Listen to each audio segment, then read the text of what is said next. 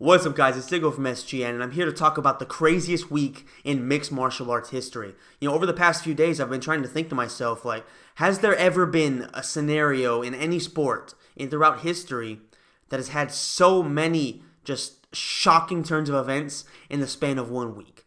It happens every once in a while, and actually fairly regularly, I would say, that, a week before a fight would happen, or, the night before the card, a fight or two we would pull off of the actual card. That happens. That is something that happens because injuries are a thing. People getting sick during weight cuts, that's a thing.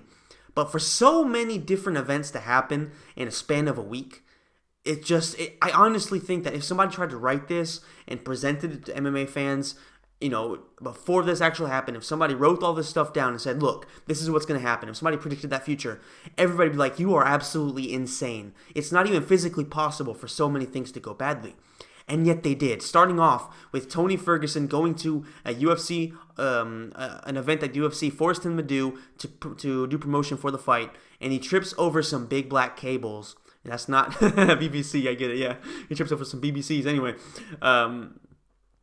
And he was forced to pull out of the fight with an actually pretty serious injury as well. He had surgery on his knee yesterday, the day before yesterday. So it was a pretty major injury. And at his age, at 34 years of age, it's not guaranteed that he's going to come back as good as he was. I mean, you would expect a savage like him to come back and definitely be really good, but will he be at his top form as he has been over the past few years? I don't know. We'll see. I hope so, but we'll see. After that, obviously, the UFC had to find a replacement, if possible, for Khabib Nurmagomedov. Khabib, being the absolute savage he is, said, give me anybody and I will accept the fight. So what does the UFC do? They called Brian Ortega just to make sure he was available for it, and Brian Ortega says yes, but the big guy that they wanted was the reigning UFC featherweight champion Max Holloway. Max Holloway, being an absolute badass, accepted on short notice, on 6 days' notice, to cut down from apparently what's possibly even over 190 pounds to go and fight one of the most scary dudes he could possibly fight. A guy who, from a stylistic matchup point of view, definitely presents him with quite a few problems. Now, Max Holloway has amazing takedown defense, and his striking is absolutely light years ahead of Khabib Nurmagomedov's, but it's one thing to defend a takedown against, guys he's taken on, compared to taking on Khabib Nurmagomedov, who is probably the best wrestler we have ever seen in the lower divisions, without a doubt, in 155. I mean, him and GSP would probably be a pretty interesting one based on MMA wrestling, but as a pure wrestler, I think Khabib Nurmagomedov probably is better than GSP, and just in terms of what he's able to do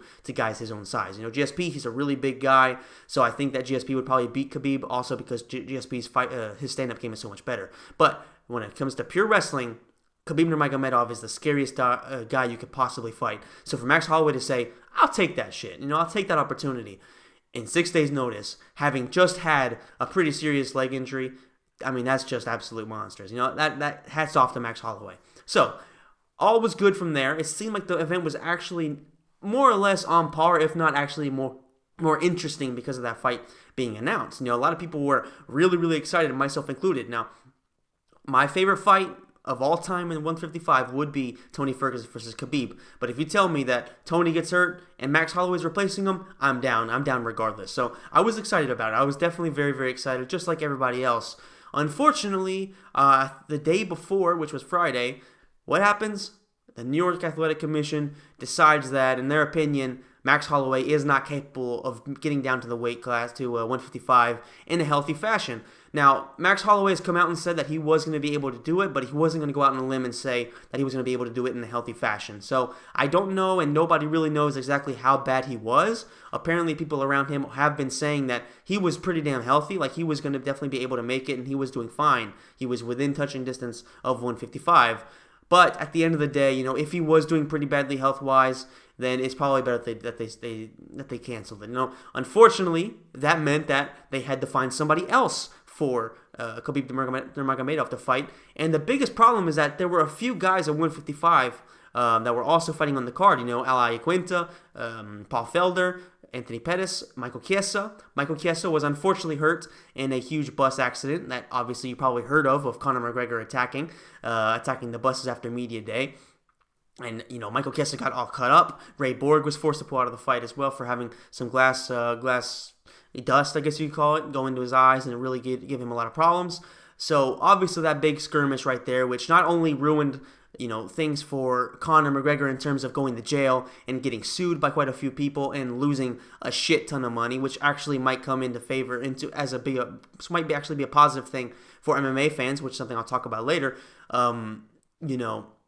It definitely made a lot of things difficult for Dana White and for the UFC in terms of replacing Max Holloway, because if you look at the options there, Michael Chiesa is without a doubt a guy who deserved the title shot if there was nobody else. Given the opportunity to decide between Chiesa, Iaquinta, and Paul Felder, I definitely would have gone with Michael Chiesa because he has probably the best game among them, and he also has, he's been really, really solid throughout his recent years in the UFC. So I would have gone with that. So immediately you have to take into consideration the whole thing that was going on with Conor, all these guys being shook up, and everything that just happened.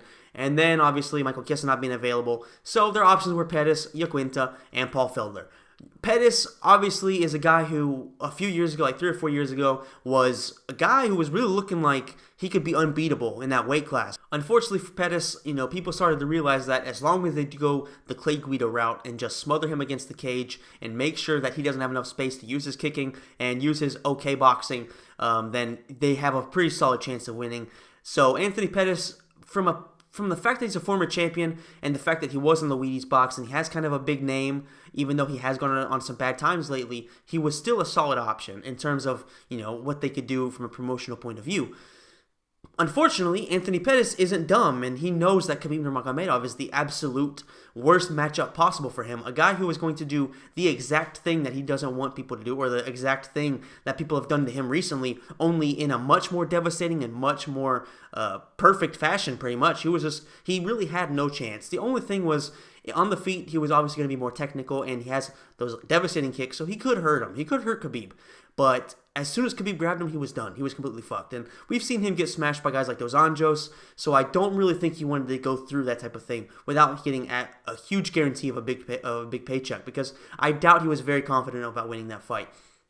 So he asked for $1 million, and the UFC lowballed him quite a bit and didn't want to give him the money. So obviously, that opportunity fell through for both guys. So what did they do next? Well, they looked at Paul Felder. They're like, okay, this guy's an absolute badass. He's on a 4-fight win streak or something like that, and he's a very big guy. He could actually be a pretty big welterweight. So for him to be fighting at 155, being that big, he presented an interesting opportunity to see what Khabib could do against a very big guy. Because we've seen Khabib fight and dominate a lot of guys his size and some that are actually smaller than him. Edson Barboza is a pretty big dude. So, we've seen him fight some guys, especially Rafael Dos Anjos, who went up to welterweight and has been doing very, very well. So we know Khabib could do well against, high-level welterweights, considering Dos Anjos is fighting for the title, for the interim title at least. So fighting a guy like Paul Felder, who's an elite striker, he's very big, and is actually really, really good in terms of his guard, that would have been very interesting. And he was also the only guy among the options that the UFC had that had made 155. Paul Felder actually made the weight. So he was definitely the best option in terms of this guy, if he wins, he is also eligible to be the champion. If not, any of the other guys, if they had beaten Khabib, they wouldn't have been the champion. They pretty much just would have been glorified number one contenders in a division that Dana White had just announced that he was going to be stripping Conor and Tony. So there was going to be no champion, basically. It would just have been a vacated title. So it would have really sucked, but, I would have, I don't know, it went out the way it was supposed to be in terms of actually having a champion. But whatever. Anyway, so Paul Felder was the number one option, apart from, I guess, Anthony Pettis at that point. And what happened? The athletic commission decided that he wasn't good enough because he isn't ranked, which is just retarded. I mean, pardon the word, but it's just so stupid. Like, anybody who knows fighting and anybody who has ever seen Paul Felder knows that guy has the potential to be a truly elite dude. He has, he might just be a contender in a year, 2 years, but he has that potential. I'm not saying he's going to, but he has the potential. He's a very, very dangerous dude. He's got a lot of power. He has really, really good tools, and he's definitely a guy who could pull off an upset against just about anybody in that weight class and possibly even welterweight. So for them to say he's not good enough was just absolutely shocking. But once again, New York proves over and over again that as a commission, they simply are not on par with other commissions around the U.S. They make the Nevada Athletic Commission look really, really good. I'm not saying something because the Nevada Athletic Commission really, really sucks a lot of times. So for them to do that, that's really impressive in a very, very bad way. Anyway, What's the UFC decide to do? Because the commission wouldn't allow Paul Felder to fight, they were like, okay, we only have one other lightweight opportunity here, only one other lightweight option. So let's go ahead and just give it to Iaquinta, who, with all due respect, he's a heavy-handed dude. He's insane. He's got good wrestling. Not on Khabib's level, obviously, but he's got good wrestling. So it made sense from a style point of view. Like, he is a guy who could potentially score an upset. I don't think anybody actually expected him to, which is why he was like such a major underdog. But it kind of made sense, and it was definitely a fight that I could see happening, a few years ago, a couple years ago. They were more or less rising around the ranks around the same time. Obviously, Khabib 26-0 is very different to Iaquinta's wins, but still, it was definitely a fight that you could see potentially making sense. So it was definitely the best option the UFC had at that point. After so many things had fallen out, they didn't really have anything else they could do. The fight went down.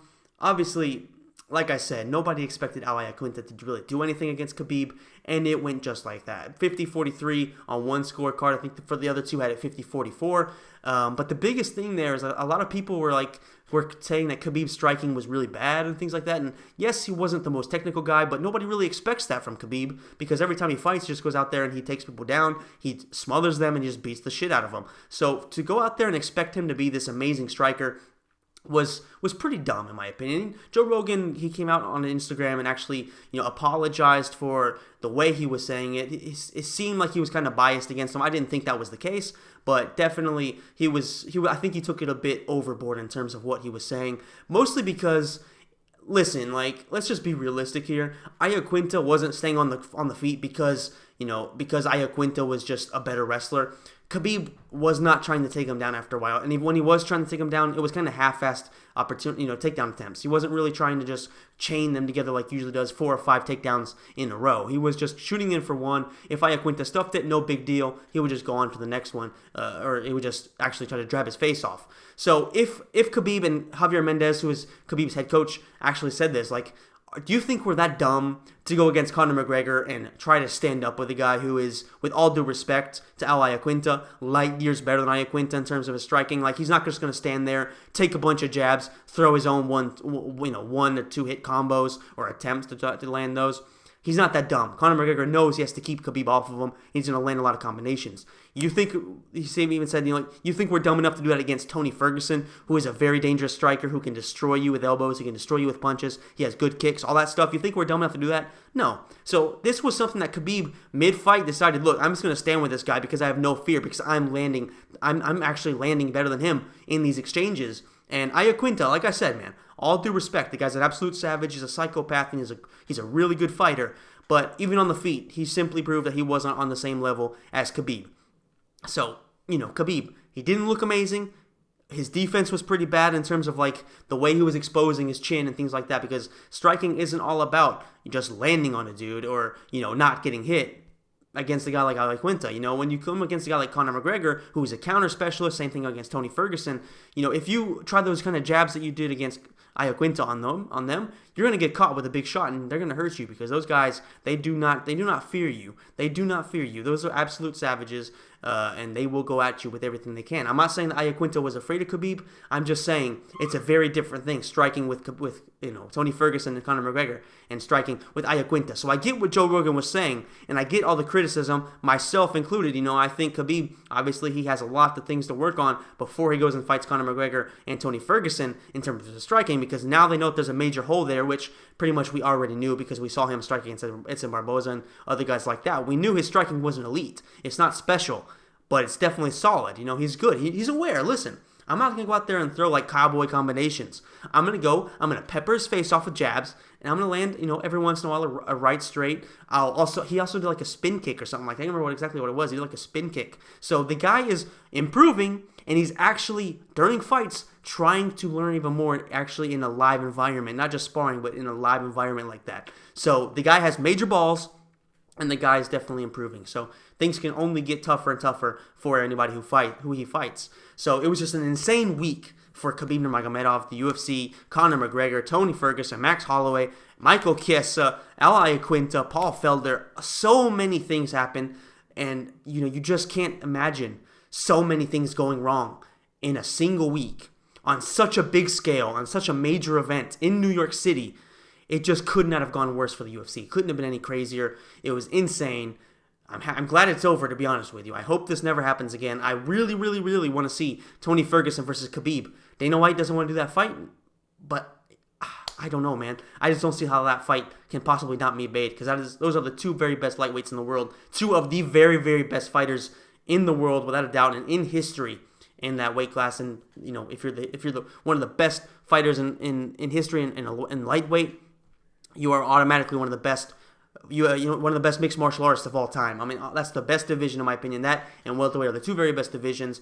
And if you're one on the top of the food chain there, you are definitely one of the best fighters ever. So I mean, I hope to see that fight. Let me know in the comment section down below if you guys want to see that fight as well. Also, who do you think should fight Khabib next? Is it Conor? Is it Tony? Is it GSP? That's been thrown around quite a while. That's been being thrown around quite a bit. Let me know all these things in the comment section down below. And what do you think of Khabib striking as well? Let me know that also in the comment section down below. So thank you so much, guys, for watching. If you enjoyed it, please smash that like button, and I will see you on the next episode. But first of all, before I forget, last of all, actually, before I forget, make sure you check our website. I'll leave the link in the description down below. That's where you'll find all our articles, all our videos, everything will be there. So make sure you check that out. Follow us on all the various social networks that we have. We have our pages on there. I'll leave all that stuff in the description. Make sure you check that out, guys, and I will see you in the next video, which will probably be a bit of a breakdown of this past weekend's fights. Thank you so much. I'll see you then.